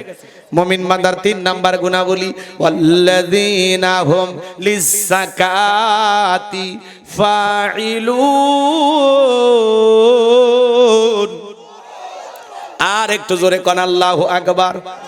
আমার ভাইরা, আমার আল্লাহ রাব্বুল আলামিন বলেন মুমিন বান্দার 3 নাম্বার গুণাবলী, মুমিন বান্দাকে আল্লাহ যদি নিসাব পরিমাণে সম্পদের মালিক বানায় দেয়, মুমিন বান্দা সক্রিয়ভাবে হিসাব করে করে বছরে কয় লাখ টাকার কয় হাজার টাকা যাকাত আসবে, কয় কোটি টাকার কয় লাখ টাকা যাকাত আসবে, মুমিন বান্দা সক্রিয়ভাবে হিসাব করে করে বছরে যাকাত দেবে একবার কার ভয়ে? যাকাত দেওয়া নফল না ফরজ? নামাজ আদায় করা যেমনি ফরজ, যাকাত দেওয়া তেমনি ফরজ। যাকাত আসছে দারিদ্রতা বিমোচন করার জন্য, অভাব মুক্ত সমাজ রাষ্ট্র দেশ গড়ার জন্য, ক্ষুধা দারিদ্র মুক্ত বাংলাদেশ গড়ার জন্য। যাকাত আসছে রাস্তার এই পারে 10 তালা এই পারে গাছতলা তার ব্যবধানকে দূর করার জন্য। যাকাত আসছে সমাজে পড়ে থাকা অসহায় মানুষের মুখে হাসি ফুটায়া তাদের সামাজিকভাবে অধিকার প্রতিষ্ঠিত করার জন্য। বলেন আল্লাহু আকবার। আমাদের এই দেশে অনেক নেতা আছে, সবাই বলে আমরা দারিদ্র মুক্ত বাংলাদেশ গড়ব। অনেক নেতা 54 বছরের স্বপ্ন দেখাইলো, কোন নেতা দারিদ্র মুক্ত বাংলাদেশ গড়তে পারেনি। কথা কয়, ক্ষুধা দারিদ্র মুক্ত বাংলাদেশ গড়ার স্বপ্ন দেখায় কত নেতা, কত যায়। 12টা প্রধানমন্ত্রী বিদায় নিয়ে গেল, কোন নেতা আপনাকে দারিদ্র মুক্ত বাংলাদেশ উপহার দিতে পারেনি। মনে রাখবেন, দারিদ্র মুক্ত ক্ষুধা মুক্ত বাংলাদেশ যদি করতে চান, যাকাত ভিত্তিক অর্থনীতি চালু করতে হবে। আল্লাহর কোরআনের সমাজ ব্যবস্থা কায়েম করা লাগবে। কথা বলেন, বাংলাদেশের অর্থনীতি যাকাত ভিত্তিক না সুদ ভিত্তিক? এই জোরে কন নাকি আপনারা? সুদ ভিত্তিক অর্থনীতি হালাল না হারাম? কুকুরের বাচ্চা হয় কয়টা? 5, 7, 8, 10, 12, 15 হয়। এতগুলো বাচ্চা যদি বেঁচে থাকতো, কি বলেন, গোবিন্দাগঞ্জের মাটিতে হাঁটা যাইতো? হাঁটা যাইতো? জম্মের হওয়া হয়, জম্মের মরা মরে। গাবি বছরে বাছুর দেয় কয়টা? একটা। হাজার হাজার গরু বাংলাদেশে জবাই হয় প্রত্যেক দিন। এরপরে কুরবানিতে কয় লাখ জব করি আমরা হলে হিসাবই দেখি না। কোনবার টেলিভিশনে নিউজ দেখছেন, ব্রেকিং নিউজ, এইবার কুরবানির গরু না পাওয়াতে কুরবানি দাতারা এই বছর কুরবানি দিতে পারলো না, এরকম নিউজ শুনছেন? আপনাদের এই গ্রামের নাম ছোট জামালপুর। যদি এই গ্রামে আমরা খুঁজি 150-200 গরু পাওয়া যাবে, 200-250 গরু। তার মানে এত খাওয়া খাই, এত কুরবানি করি, সংখ্যায় কম, কিন্তু হালালের মধ্যে আল্লাহ এত বরকত দিয়েছে, কিয়ামত পর্যন্ত যদি আমরা খাই, খায়া শেষ করতে পারবো না। চিৎকার মেরে বলুন আল্লাহু আকবার, আর একটু জোরে বলুন আল্লাহু আকবার। এই জন্য মনে রাখবেন, সুদ ভিত্তিক অর্থনীতি দিয়ে কখনো বাংলাদেশ আপনি দারিদ্র মুক্ত বাংলাদেশ করতে পারবে না। আসুন সুদ ভিত্তিক অর্থনীতিকে লাথি মেরে বুড়ি গঙ্গায় চুবায়া বঙ্গোপসাগরে নিক্ষেপ করে যাকাত ভিত্তিক অর্থনীতি চালু করতে হবে। যাকাত ভিত্তিক অর্থনীতি চালু করে একটা যাকাত মন্ত্রণালয় চালু করতে হবে। আর এই যাকাত মন্ত্রণালয়ের দায়িত্ব এদেশের বিজ্ঞ ইসলামিক স্কলার, দ্বীনের দায়ী আলেমদের কাঁধে দেওয়া লাগবে। ওই গুমসুর ডালসুর বিকাশের টাকাসুর দুর্নীতিবাজ, লুটপাটকারী, চাঁদাবাজ, সন্ত্রাস, ওই সমস্ত নেতাদের কাছে দায়িত্ব দেওয়া লাগবে না। ওদেরকে যদি দায়িত্ব দেন, সব টাকা বিদেশে পাচার করবে। কথা বলেন। আর আপনি ওই সমস্ত নেতাদের পিছনে স্লোগান দেন, বল্টু ভাইয়ের চরিত্র ফুলের মতো পবিত্র, নামাজ পড়ে ভক্ত, গাঁজা খাই 5 ওয়াক্ত, ঘুমচুরিতে বাঁকা ভক্ত, শয়তানের 1 নাম্বার ভক্ত, হুজুর যেজন খুবই শক্ত, চুষে খাই গরিবের রক্ত। পোস্টার লেখা আছে গরিবের বন্ধু, ভোট দিয়ে দেখেন গরিবের কয় নাম্বার শত্রু। কথা বলে না কেন? আছে না নয়? পোস্টারের নিচে লেখা আছে সেবা করার সুযোগ দিন। আমি তো অ্যাঙ্গেলে চশমা পরে দেখি, ওই জায়গায় লেখা আছে ধনী হওয়ার সুযোগ দিন। কথা বলেন ঠিক কি না? জনগণের পকেট মাইরা, দুর্নীতি কইরা দেশে বিদেশে বাড়ি বানায়, সুইস ব্যাংকের অ্যাকাউন্টে টাকা জমায়। কথা বলেন ঠিক কি না? নেত্রীর ব্যাংকের লকারে 832 ভরি স্বর্ণ পাওয়া যায়। সুবহানাল্লাহ কোন কি খান? এই সমাজ আমরা চাই। আর দুর্নীতি করে বিদেশে টাকা পাচার করে বেগম পাড়া কেউ বানাকে, এরকম সমাজকে আমরা চাই। তাহলে দুর্নীতি মুক্ত বাংলাদেশ গড়তে হলে যাকাত ভিত্তিক অর্থনীতি চালু করা লাগবে। শোনেন, আলেমদের দায়িত্ব দেওয়া লাগবে। আলেমেরা কি করবে জানেন? এদেশের সমস্ত ধনীদের তালিকা করবে। এদেশের অধিকাংশ ধনী হিসাব করে যাকাত দেয় না। কথা বলেন ঠিক না? আমার ভাইয়েরা, এদেশের ধনীরা পাইছে যাকাত মানে শাড়ি লুঙ্গি। এমন লুঙ্গি কিনা দেয় 200 টাকা দাম, পরে থাকলে জান্নাত জাহান্নাম সব বোঝা যায়। এমন শাড়ি দেয় 300 টাকা দাম, ধুয়ে দিলে শাড়ি না মশারি খুঁজে পাওয়া যায় না। এই ধনী এই শাড়ি তোর বউরে পরাবি। কথা কন না কেন? যাকাত মানে শাড়ি লুঙ্গি না, আর দিলেও মান সম্পূর্ণ কাপড় দেওয়া লাগবে। হযরত ওমর ফারুক থেকে বলেন, তোমরা যাকাতের অর্থ এমন ভাবে দাও যাতে ওই ব্যক্তি যাকাতের জন্য আর কার দুয়ারে হাত না পাতে। এই ছেলেটা বেকার বসে আছে, যাকাতের 1.5 লাখ টাকা দিয়া বালুহাটে একটা দোকান ধরায় দেন। আল্লাহ চাইলে 5-7 বছর ব্যবসা বাণিজ্য করিয়া ওই ছেলে নিজেও ভবিষ্যতে যাকাত দেবে। এই ছেলেটা বেকার বসে আছে, ওরা যাকাতের 1.5 লাখ টাকা একটা অটো ভ্যান রিক্সা কিনে দেন। আল্লাহ চাইলে দৈনিক 500-700 টাকা ইনকামের ব্যবস্থা হলো। এই ছেলেটার বেকার থাকলো না। বিধবা নারী আসছে, শাড়ি দিয়ে কিলাপ সেলাই মেশিন কিনে দেন, 2টা ছাগলের বাচ্চা কিনে দেন, 2টা গাভী গরু কিনে দেন। এগুলো লালন পালন করে ভাগ্যের চাকা ঘুরাবে। যাকাতের অর্থ দিয়া মানুষের কর্মস্থানের ব্যবস্থা করা লাগবে। কথা বলেন ঠিক কিনা? ভালো করে বোঝার চেষ্টা করবেন বাজান। এই দেশের ধনীরা যাকাত দিতে চায় না, যাকাত আদায় করা হবে। আলেমেরা কি করবে? সমস্ত ধনীদের তালিকা করবে। অনেকে বলে হুজুরেরা তো কিছুই বোঝে না। বোঝে কি না? সময় হলেই বুঝিয়ে দেওয়া হবে। শোনেন, আপনি ধনী মানুষ, বলেন তো আপনার ব্যাংকের অ্যাকাউন্টে কত টাকা, বইয়ের অ্যাকাউন্টে কত, গোপন সিন্ধুকে কত, লুকের অ্যাকশন কত, সাদা কত, কালো কত। আপনার যাকাতের সে 2,75,72,500 টাকা। ধনী যাকাত দেবে না, যাকাত আদায় করা হবে। এই দেশে একটা জরিপ করে দেখা হয়েছে, যদি 7 থেকে 10 বছর ধনীদের কাছ থেকে যাকাত আদায় করা হয়, আর আল্লাহ তাআলা যাকাতের যে 8টা খাত দিয়েছেন, এই খাত অনুযায়ী যদি যাকাত গুলো বন্টন করা হয়, 7 থেকে 10 বছরের মধ্যে বাংলাদেশে একজন গরিব যাকাত নেওয়ার মতো খুঁজে পাওয়া যাবে না। আল্লাহু আকবার, আল্লাহু আকবার। শুনেন, তাহলে ধনী যাকাত দেয় না, কি করা লাগবে? কাইরে নিবি? আদায় করার সিস্টেম আছে না? সিস্টেম আছে, ওগুলো কৌশল আছে। আমার দিকে তাকান। আল্লাহ নবী মুসা নবীর নাম শুনছেন? মুসা আলাইহিস সালাম কারুনের কাছে যা বলে, কারুন তোমারে যাকাত দিতে হবে। কারুন ডেকে বলে, পয়গম্বর আমি যাকাত দিতে পারবো না। মুসা আলাইহিস সালামের রাগ কম না বেশি? পয়গম্বর রেগে গেলেন, চেহারার মধ্যে রাগের ছাপ।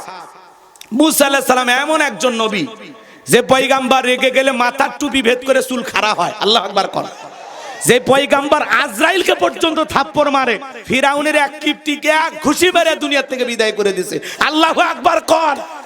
সে যুবকে কার জানালায় রাত 2টায় গিয়ে গল্প করলি? কথা কর না আপনারা। কার হাত ধরে পার্কে বসেছিলি? ফেরেশতারা দেখেনি, লেখেনি, ভিডিও হয়নি, বাটাম ফাটিয়ে ফেলে দিবি। কবর ঢোক, ল্যাটিনে বসে আসে, মার হবি, সাউন্ড হবি না। কথা কন ঠিক না? যৌবন কালের এই কঠিন সময়টা গুনাহ করা যাবে না। মনে আসবে গুনাহ করতে, শয়তান ধোঁকা দেবে, কিন্তু নিজের নফসকে কন্ট্রোল করতে হবে। চুপ, কই গুনাহ করবি? সব জায়গায় তো আল্লাহ দেখে। কথা কন। আপনি যে জায়গায় দাঁড়িয়ে গুনাহ করছেন, একবার যদি চিন্তা করতেন আমি যে জায়গায় গুনাহ করতেছি পৃথিবীর কেউ না দেখলে, দেখতেছেন এই ভয়ে গুনাহ থেকে বেশি আশা লাগবে। যৌবনের পরীক্ষা দিয়েছিলেন ইউসুফ আলাইহিস সালাম। 2 মিনিটে কি বলবো? রাগ করবেন না। তাকবীর দা লিল্লাহি তাকবীর। আল্লাহ নবী ইউসুফ আলাইহিস সালামকে জুলেখা গোপন একটা কক্ষের মধ্যে নিয়ে যায়, প্রত্যেকটা দরজায় মারছে তালা। কাছে যা বলে, দিলে বড় জ্বালা রে পাঞ্জাবিওয়ালা, হুজুর তো কিছুই বোঝে না, হুজুর সবই বোঝে, নারীর ছলা কলা বোঝে না। কথা কন ঠিক কিনা? জুলেখা কাছে যায় আর কি যেন ইশারা ইঙ্গিতে বুঝাইতে চায়। যা বলে, ইউসুফ তোমার চোখ দুটা ভারী সুন্দর। ইউসুফ আলাইহিস সালাম ডেকে বলেন, এই চোখ যে আল্লাহ সৃষ্টি করেছে সে আল্লাহকে ভয় করো। জুলেখা নিজের কাপড়গুলো ছিঁড়ে ছিঁড়ে দেবতার মুখগুলো ঢাকতেছে। কাপড়ে ঢাকিলে তুমি দেবতার মুখ, কি দিয়া ঢাকিবা তুমি বিধাতার মুখ। জুলেখা কাছে আসে আর ইশারা ইঙ্গিতে কি যেন বুঝাইতে চায়। ইউসুফ আলাইহিস সালামের অন্তরে একমাত্র কার ভয়? ইন্না খাফুল্লাহ, অন্তরে আল্লাহর ভয় নিয়ে পয়গম্বর ডেকে বলে, আল্লাহ জুলেখার মনের অবস্থা কি আমি বুঝতে পেরেছি, একমাত্র আপনি পারেন এখান থেকে আমাকে মুক্ত করায় দিতে। আমি আমার ইজ্জতকে বাঁচানোর জন্য আপনার উপরে তাওয়াক্কুল করে সামনে দৌড় মারার দায়িত্ব আমার, আর আপনার কুদরত থেকে তালা খুলে দেওয়ার দায়িত্ব আপনার। বলেন আল্লাহু আকবার। এই গোপন রুমে কেউ নাই, খালি ইউসুফ নবী আর জুলেখা। যুবক, এরকম চান্স পাইলে তোমরা কি করবা? হুজুর গোপন রুম তো দূরের কথা, পার্কের জিপে গলি পাইলে পীড়িতের 12 মাস। এত ভালোবাসা পালন করে, কয়েকদিন পরে মহিলা বমি করে।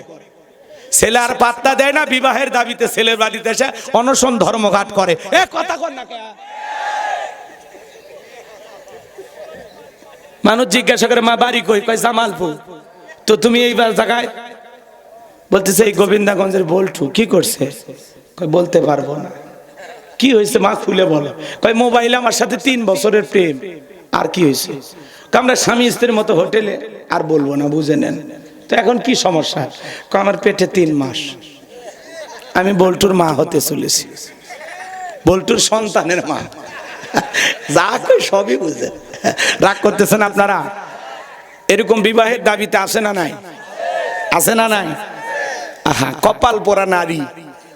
আল্লাহ এত সম্মান দিছে, এত অল্পতেই সম্মানটা বিলিয়ে দেয়। কথা বলেন, দিয়ে পথে পথে ঘোরে। মা তোর তো পথে ঘোরার কথা না।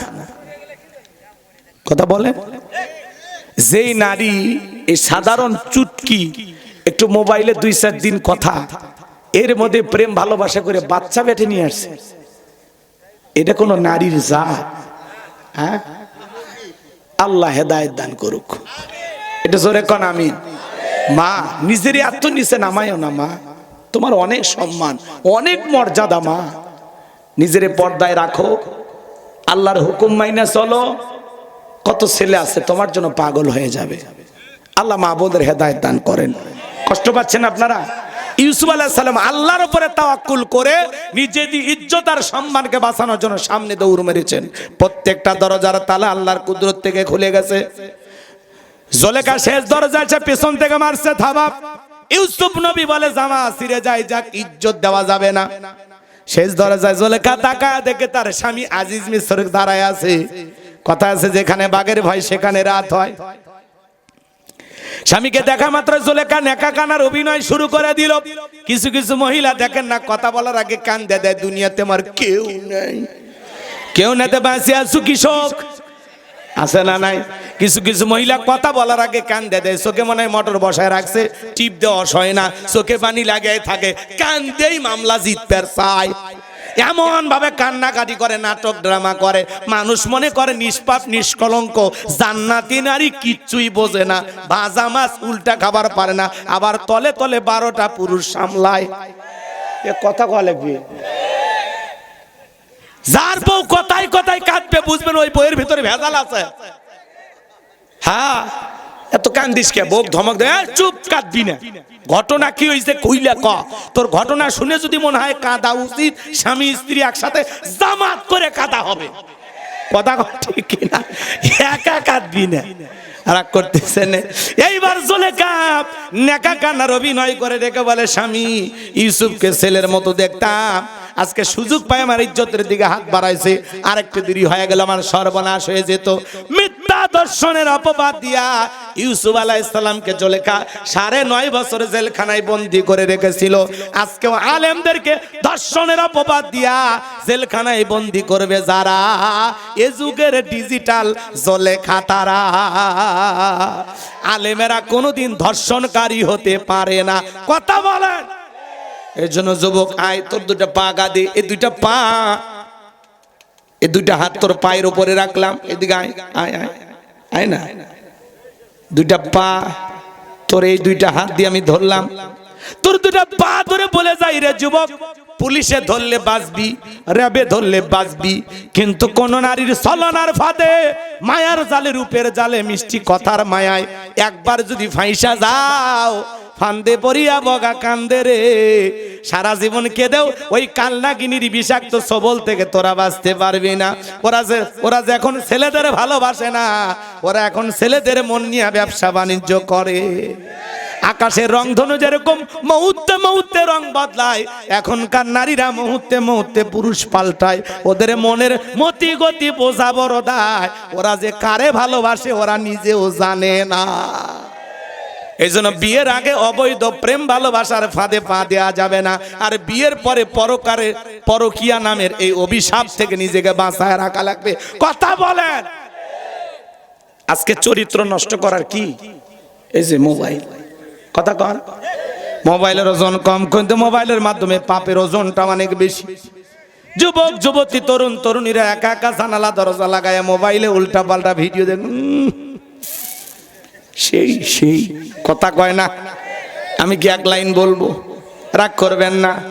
দেশে মোবাইল আইছে, চিঠি বন্ধ হয়ে আছে, দিওয়ানা বানাইছে, পোলা মাইয়ার মনের কথা ভাসে বাতাসে। ও দেখো পোলা পানের মন বাদা ফেসবুকে এখন, মোবাইলে চ্যাটিং কইরা কাটায় সারাক্ষণ। এই মোবাইল পাইয়া দেখো মদনের মাইয়া, এই মোবাইল পাইয়া দেখো রমজানের মাইয়া কি কাণ্ড ঘটাইছে। স্বামী সংসার রাইখা নাকি পালাইয়া গেছে, স্বামী সন্তান রাইখা নাকি পলাইয়া গেছে। 2 বাচ্চার মা, 4 বাচ্চার মা পরকীয়া প্রেম করে আর একটা ছেলের হাত ধরে পালিয়ে যায়।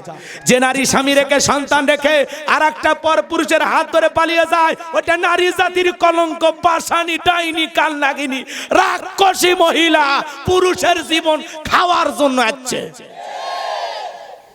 কেমনে পারলি মা? ও বোন, কেমনে পারলা স্বামী রাইখা বাচ্চা রাইখা আর একটা পর পুরুষের হাত ধরতে? কেমনে পারো, কেমনে পারো? কথা কর। যেই নারীর ভিতরে লজ্জা আছে, শরম আছে, ওই নারী স্বামী ব্যতীত অন্য কোন পুরুষের দিকে তাকাবেও না। কথা কর। পর পুরুষের কথা মিষ্টি লাগে, ও মা, স্বামীর কথা তিতে লাগে, ভালো লাগে না। কথায় রসকস নাই, মজা নাই। স্বামীর কথা তিতে লাগলেও ভালো, তিতে খা, রোগ সারবে। আর অন্য পুরুষের কথা মিষ্টি লাগে, বেশি মিষ্টি খুঁজিস না, তোর ডায়াবেটিস বাড়বে। কথা কন। আল্লাহ আমার মা বোনদের হেদায়েত দান করেন। আর কষ্ট দিতেছেন, ব্যথা পাইছেন, খুব রাগ হয়েছে না যুবক? তাহলে বিয়ের আগে অবৈধ প্রেম ভালোবাসা করা যাবে না। শুধু নারীর দোষ না, এক হাতে তালি বাজে না, হাত দুইটা লাগে। পরকীয়ার জন্য পুরুষও সমান দায়ী। নিজের বউ রাইখে অন্য নারীর দিকে কেন তাকাস? এই ঘরেরটা ভাল লাগে না? হ্যাঁ, অন্যের বউ দেখতে সুন্দরী, কপাল পরা। নিজের বউডারে শীতের দিনে কাছে নিয়ে ঘুমাইলেই সব, আর অন্য নারীর দিকে তাকাইলেই গুনাহ। কথা কয় না? কথা কয় না? যুবক, বিয়ে হচ্ছে না, দোয়া করি আল্লাহ শীতের দিনে একটা বইয়ের ব্যবস্থা করে দিক। যে শীত পড়ছে, বউ ছাড়া কি জীবন চলে? আল্লাহ যুবকদের জন্য একটা করে নেককার বিবির ব্যবস্থা করে দেন। জোরে বলেন আমিন। কষ্ট হচ্ছে আপনাদের? তাহলে শোনেন, 4 নাম্বার, ওয়াল্লাযীনা হুম লিফুরুজিহিম হাফিজুন। এই যৌবন কালের এই কঠিন সময় আল্লাহর ইবাদত করে আমরা কাটাবো। তাহলে যৌবন কালে বেশি বেশি ইবাদত করব কার? রাজি আছেন তো ইনশাআল্লাহ? আল্লাহ এই যৌবন কালের কঠিন সময় আমাদের গুনাহ থেকে বেঁচে থাকার তৌফিক দান করেন। চিল্লায় বলেন আমিন। মুমিন বান্দার 5 আর 6 নাম্বার গুনাহবলী, ওয়াল্লাযীনা হুম লিআমানাতিহিম ওয়া আহাদিহিম রাউন। 5 নাম্বার আমানত রক্ষা করায়। জীবনটা আমানত, ছেলে মেয়ে আমানত, স্ত্রী সন্তান আমানত, সময় আমানত, জালমান আমানত, বক্তার কাছে শ্রোতা আমানত, ইমামের কাছে মুসল্লি আমানত, শিক্ষকের কাছে ছাত্র ছাত্রী আমানত, নেতার কাছে দেশের জনগণ আমানত। কথা কর, আমানতের খেয়ানত করা যাবে না।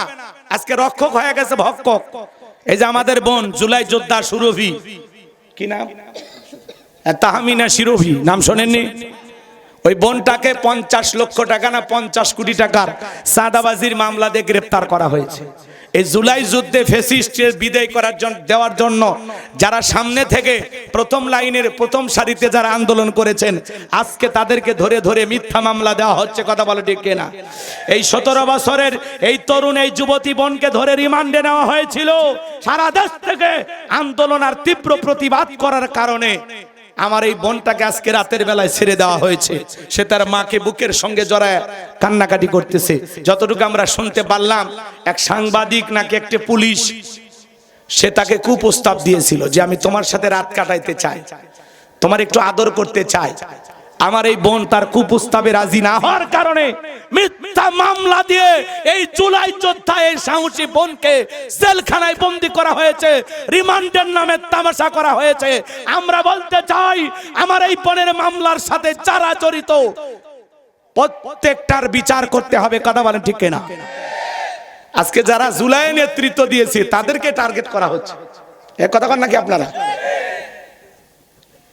আহারে মুসলমান, কোন দেশে বসবাস করি? তার মানে প্রশাসনের ভিতরে ঝামেলা আছে না নাই?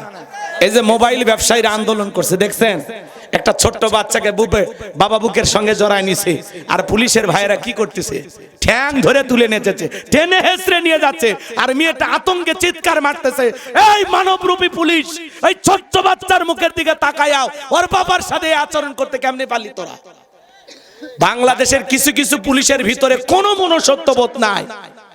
দেখলে মনে হয় না যারা মানুষের কাতারে পড়তে পারে। কথা বলে ঠিক না? কি এমন অপরাধ করছে? ছোট্ট বাচ্চা কোলে নিয়ে আসে আর বাপক টেনে হেসড়ে তুলতেছে। আরে বাবা, বাচ্চাটা আগে কান্না বন্ধ হোক, কন্ট্রোল হোক, অথবা বাড়ির যেতে দেন, পরে বাড়ির থেকে গ্রেফতার করেন যদি অপরাধ করে থাকে। কথা বলে না কেন? একটা বাবা তার সন্তানকে কোলে নিয়ে আসে, ওই অবস্থায় তোমরা বাবাকে টেনে হেসড়ে নিয়ে যাও, রাস্তায় পড়ে গেছে, সেখান থেকেও তোমাদের গ্রেফতার করতে মনে চাই। তোমরা মানুষ? এই পুলিশের ভাইয়েরা, আগে মানুষ হও, মানুষ হও, মানুষ হও, আর স্বৈরাচারের হয়ে কাজ করো না। কথা কান ঠিক না? এখন কি আর স্বৈরাচার আছে? কার হুকুম এগুলো করো? তোমাদের ঘরে মা বাবা নাই, বোন নাই, সন্তান নাই, এত পশু কেমনে হতে পারো? কথা কেন?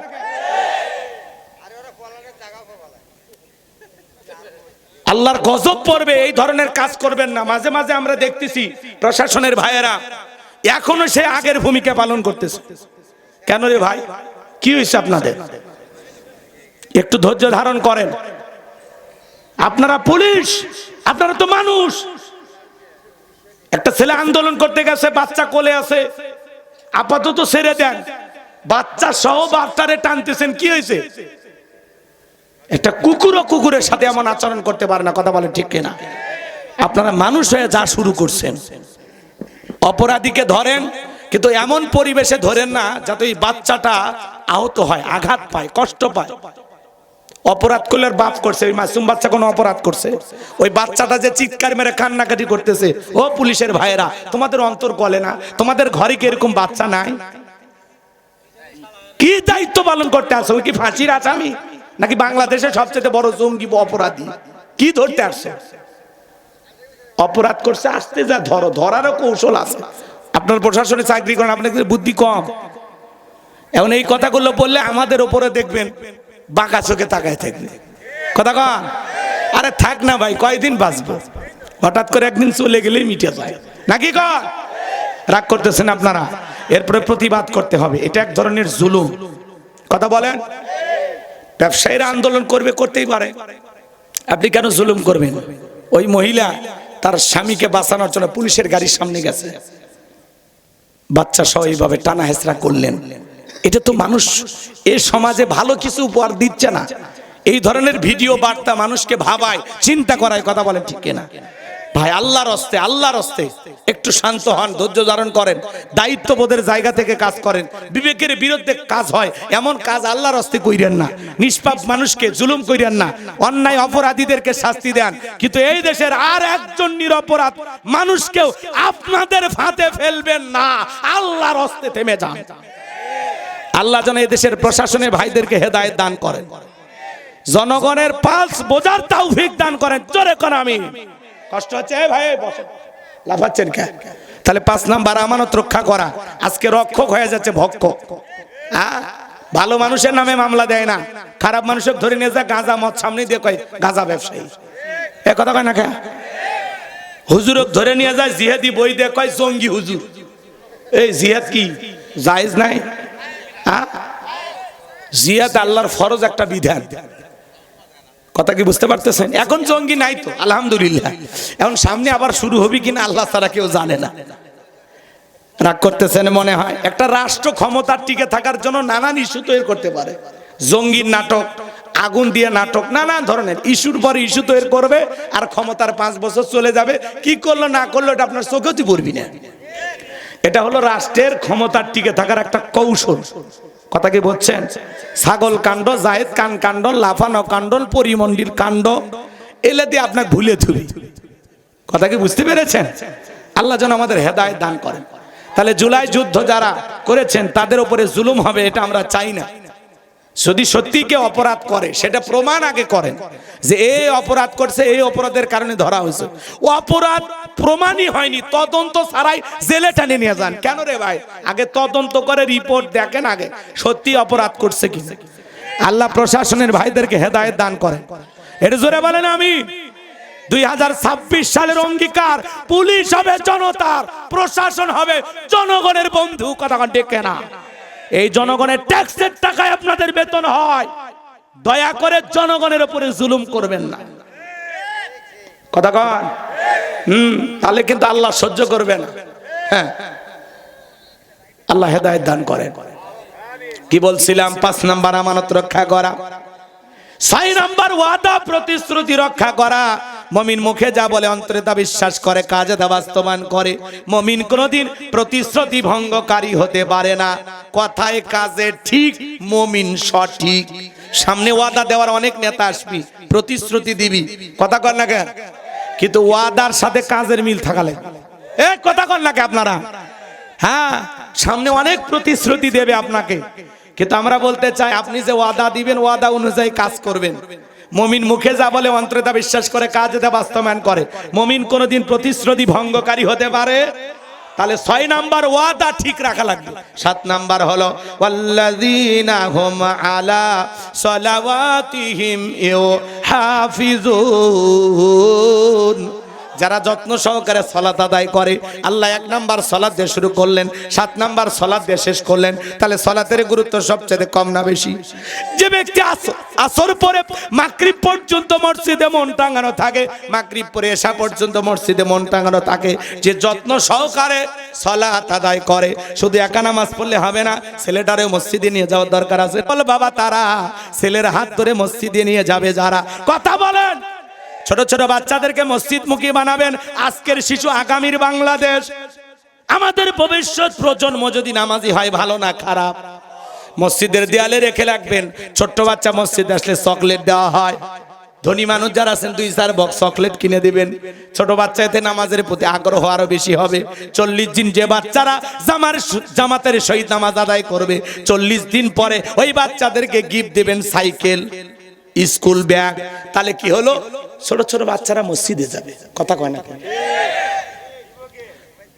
আরে দেওয়ার মানুষ পাওয়া যাবে, একেবারে না পাইলে আমারে বললেন। কষ্ট হচ্ছে আপনাদের? আমার দিকে তাকান। আমার দিকে তাকান, কষ্ট হচ্ছে আপনাদের? তাহলে যত্ন সহকারে সালাত আদায় করা। আপনি একাই নামাজ পড়বেন, বউডারে নামাজি বানানোর দরকার নাই। বিবিকে ডাক দেন, সোনালীর মা, আমি শুধু তোরে দুনিয়াতে চাই না, আমি তোর হাত ধরে জান্নাতেও যেতে চাই। কথা কন। মসজিদে যাচ্ছেন, বউকে ঘুম থেকে ডাকেন, ওঠো সোনা ওঠো। বউ উঠতে চায় না, অজুর পানি নিয়ে এসে মুখে একটু ছিটে দেন। কথা কথা তা ওঠে না, পিঠের নিচে হাত দেন, কোলে নেন, এরপরে ঘরের মধ্যে আস্তে করে দাঁড় করায় দেন। ফ্লোরের উপরে দাঁড় করায় দিলেন, বলেন সোনা ওঠো, তুমি নামাজ পড়ো। ছেলেটারে ডাক দেন, বাবা চলো মসজিদে যায়। মেয়েটাকে ডাক দেন, আম্মু ওঠো নামাজ পড়ো। একটা পরিবারের 6 জন সদস্য সবাই যদি নামাজ পড়ে, ভালো লাগে না খারাপ লাগে? এজন্য আল্লাহ বলেন, ইয়া আইয়ুহাল্লাযীনা আমানু কু আনফুসাকুম ওয়া আহলিকুম নার। হে ঈমানদারগণ, নিজেরাও জাহান্নামের আগুন থেকে বাঁচো, তোমার আহল পরিবার পরিজন যারা আছে তাদেরকেও জাহান্নামের আগুন থেকে বাঁচানোর চেষ্টা করো। আমাদের ঘরে সালাত কায়েম করা দরকার আছে না? না। আপনার বউ নামাজ পড়ে না, বেনামাজির বউয়ের হাতে রান্না খাচ্ছেন কেন? বাড়িতে কারফু 144 ধারা জারি করেন। এই শোন, নামাজ না পড়লে আমার জন্য ভাত আন দিব না, খামো না, একলাই খা। নামাজ পড়ে না, বইয়ের কাছে ঘুমান, আলাদা ঘুমান, 2-4 দিন আলাদা থাকেন, এমনি নামাজ পড়ে যা চাপে ধরবি। বোঝে না, কারফু জারি করা লাগবে বাড়ির মধ্যে। কথা কর। ছেলে বড় হয়েছে, নামাজ পড়ে না, বিছানা আলাদা করে দেন, শাসন করেন। ছেলে কোচিংয়ে গেছে কিনা খবর নেন, স্কুলে গেছে কিনা খবর নেন, ছেলে নামাজ পড়েছে কিনা খবর নেন না। আপনি হতভাগা বাবা। এ কথা কন নাকি আপনারা? তাহলে 5 ওয়াক্ত সালাত আদায় করবেন তো ইনশাআল্লাহ, যত্ন সহকারে নামাজ পড়বেন তো ইনশাআল্লাহ, প্রত্যেকটা ওয়াক্তে মসজিদে মন টাঙ্গা থাকবে তো ইনশাআল্লাহ। এই 7টা গুণাবলী কারা কারা আমল করবেন শেষবারের মতো হাত তুলে দেখান তো। আল্লাহ আমাদের এই 7টা গুণাবলী আমল করা তৌফিক দান করুন, জোরে বলুন আমিন। হাত নামান। এই 7টা গুণাবলী আমল করলেই উলাইকা হুমুল ওয়ারিসুন আল্লাযীনা ইয়ারিসুনাল ফিরদাউস হুম ফিহা খালিদুন। আল্লাহ বলেন তারাই হবেন উত্তরাধিকারী জান্নাতুল ফিরদাউসের, সেখানে তারা চিরকাল বসবাস করবেন। আল্লাহ কোনোদিন জান্নাত থেকে বের করে দেবেন না। চিৎকার মেরে বলুন সুবহানাল্লাহ। 1 মিনিট একজনও নড়বেন না, দোয়া করবো এক্ষুনি। আমার দিকে তাকান। 1 নাম্বার কি বললাম হয়তো বা এতক্ষণ মনেই নাই, ভুলে গেছে। এজন্য আরেকবার 1 নাম্বার শোনেন, আমার দিকে তাকান। 1 নাম্বার, যারা বিনয়ের সহিত নম্রতার সহিত আল্লাহর ভয় নিয়ে সালাত আদায় করে। 2 নাম্বার, জবান দিয়ে সে কথা বলবো যে কথা বললে সব হয়। সমাজের সেই কাজ চালু করবো যে কাজ চালু করলে সব হয়। কান দিয়ে সেটা শুনবো যেটা শুনলে সব হয়। এক কথায় সব আছে যেখানে আমরা আছি সেখানে, ঠিক আছে? 3 নাম্বার, আল্লাহ সম্পদ দিলে ধনী বানাইলে হিসাব করে যাকাত দেব ইনশাআল্লাহ। আর 4 নাম্বার, একেবারে মোর কথা শুনিচ্ছেন আপনারা, কথা কয় না, শোনা যাচ্ছে, ভালো করে শোনেন। 4 নাম্বার, এই যৌবন কালের কঠিন সময়টা আল্লাহর ইবাদতে কাটাবো। কি ভাই শুনছেন? ভাই শুনছেন? হ্যাঁ, 4 নাম্বার। এলাকার মানুষ দেখে একটু মজা করতেছে, কষ্ট পাচ্ছেন। 5 নাম্বার, আমানত রক্ষা করব। আজকে রক্ষক হয়ে গেছে ভক্ষক, বেড়াই খেত খাচ্ছে। পুলিশের কাছে মামলা দিবার যায় ধর্ষণের, পুলিশ কয় কেমনে ধর্ষণ করছে আগে আমি দেখি। কথা কয়, এরকম ঘটনা ঘটছে এই দেশে। এ কথা কয়, এই দেশে খুন, ধর্ষণ, চাঁদাবাজি, টেন্ডারবাজি, চুরি, দুর্নীতি বন্ধ করতে হলে আল্লাহর কোরআন দিয়ে বিচার করা লাগবে। আল্লাহর কোরআন দিয়ে বিচার না করা পর্যন্তই 56,000 বর্গ মাইলে শান্তি প্রতিষ্ঠিত হবে না। কথা ক্লিয়ার? তাহলে 5 নাম্বার আমানত রক্ষা করা, 6 নাম্বার ওয়াদা প্রতিশ্রুতি ঠিক রাখা, 7 নাম্বার যত্ন সহকারে সালাত আদায় করা। আল্লাহ বক্তা শ্রোতা উভয়কে আমল করা তৌফিক দান করেন। চিল্লা বলেন আমিন। ওয়া আখিরি দাওয়ানা আনিল হামদুলিল্লাহি রাব্বিল আলামিন।